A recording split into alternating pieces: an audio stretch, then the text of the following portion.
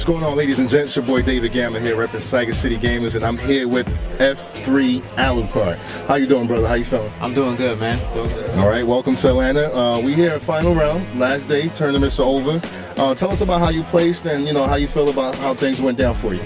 I placed just under top 128.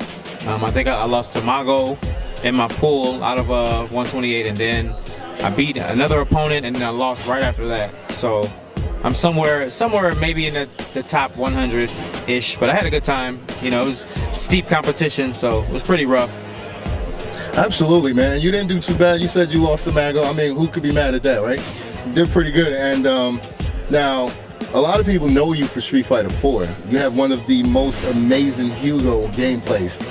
Street Fighter 5 has been out literally about a month. The beta's been out for quite some time, but however, the game is still fresh. What are your thoughts initially on the game? How do you feel about it overall? I think it's going to end up being better than Street Fighter 4. I'm a little disappointed that my character didn't return. But I've been making it work with Nikali. He's actually my main. He got the crazy hair, the Super Saiyan hair and everything. So I'm enjoying him. But I miss my Hugo for sure, man. But right, absolutely, man. And so since the game is brand new, we can certainly expect a patch. And you said you play with Nikali, right? So do you have any kind of preferences in terms of changes, balances, or are you hoping your character doesn't change at all? Nah, I wish that he would build meter with his stomps. He doesn't build any meter when he does his stomps unless they actually hit you. And I would probably like if they made his V skill build meter also. It only builds V skill. So he had the Seismo where he pounds the ground. It only builds V skill. So I think those two tweaks could make him a little better. Okay, cool. And about aside from any other characters, do you have any other things you want to add? Now I think the shortcuts are giving me a hard time also. When you have when your super move uses the same button as like your Shoryuken, it's really hard to do an anti-air Shoryuken when you have a full meter without getting your super by mistake. Interesting. I never thought about that, man. So maybe this is good feedback for them to consider, right? Okay, so again, Street Fighter 5, you said you actually see it being bigger than Street Fighter 4. We all know what Street Fighter 4 did to the scene. I mean, there was a lot of OGs about to retire that came back. For newcomers, there's a lot of 09ers that just hopped into the scene. And so when you say you hope that it will be bigger than Street Fighter 4, what are some of the things you think or hope to happen within the next few years or so within the fighting game community? I think a lot of people will make this their first Street Fighter because of like the learning curve. The learning curve isn't that hard, so it brings a lot of the newer players to the scene.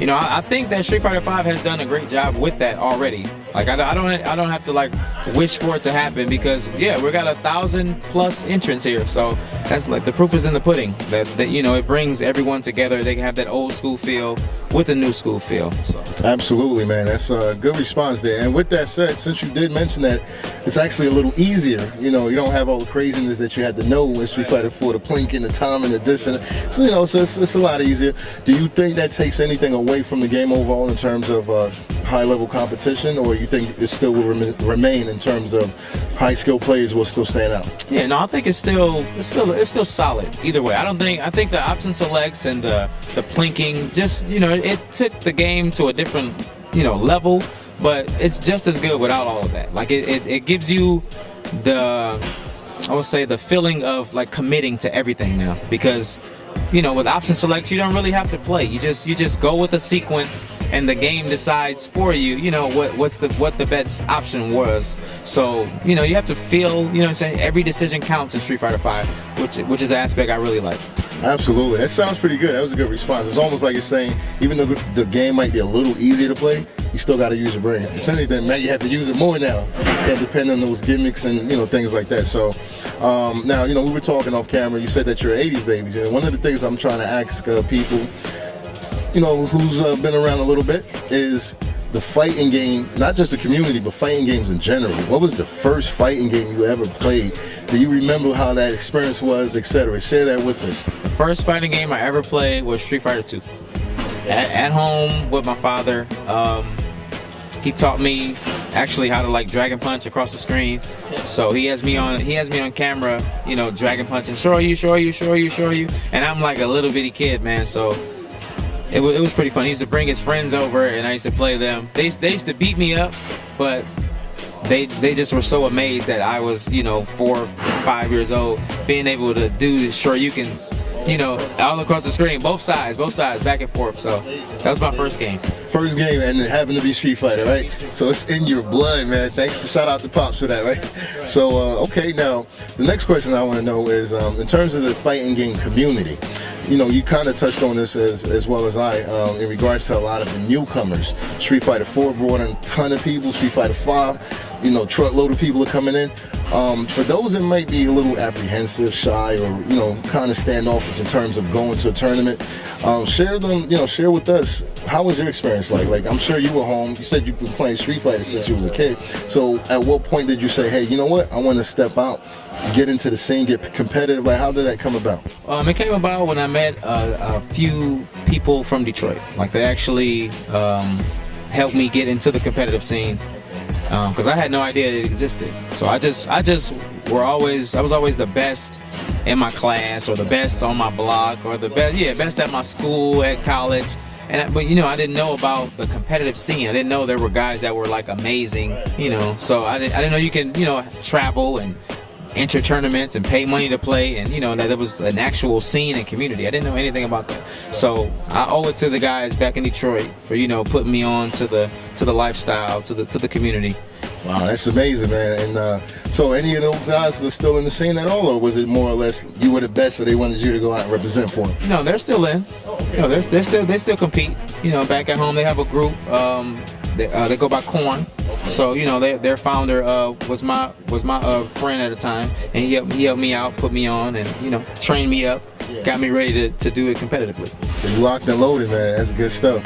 All right, so now another question that I've been asking a lot of people again is in regards to the fighting game community and just fighting games in general. So much has happened. Like when I attended Fighting Round back in 2011, I was asking everyone a question: what do you think about a fighting game league? And a few other questions that made me look crazy back then, and these things actually happened. We've had so many things happen since 2011, right? It's almost like I don't know what's left. So I want to ask you, someone who's deep in it and going out grinding, where would you like to see the fighting game community within the next 5 years? Esports, man. I want us to get on those big stages. I want to get into those M's where it's just, you know, TV, television, you know, the stadiums. I want us to do what the other esports games are doing. I think we can do it, like, honestly. And I say, why not? You know what I mean? Like, they play cards on ESPN, poker tournaments, and you guys are doing a lot more intricate things, so I agree. So, all right, that sounds good, man. And so I know Evo's coming up. Are you going to attend? And if so, what are you planning to do and hoping to do? I'm definitely attending. F3 would definitely have me out there. I'm going to have some definite character, you know, surprises by Evo time. So I'm not going to elaborate. I'm not going to ask him to elaborate because it seems like he's in the lab working on some stuff. Just watch out for that, man. All right, so any final words? Anyone you want to shout out? Anything you want to say? Let your fans know, etc. And where could they find you, by the way? I just want to, of course, give a shout out to F3, Sennheiser, my sponsor. Just let everybody know to check me out. I'm streaming now. I'm on Twitch, 313AlucarD, if you want to look that up. I'm on Twitter. Follow me on Twitter.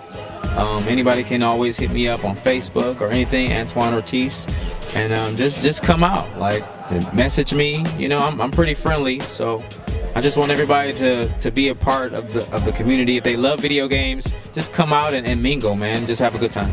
Absolutely. Thank you so much, man, and I'm glad that you were able to sit down with us and chop it up. Again, your boy David Gamma representing SygacityGamers. We out.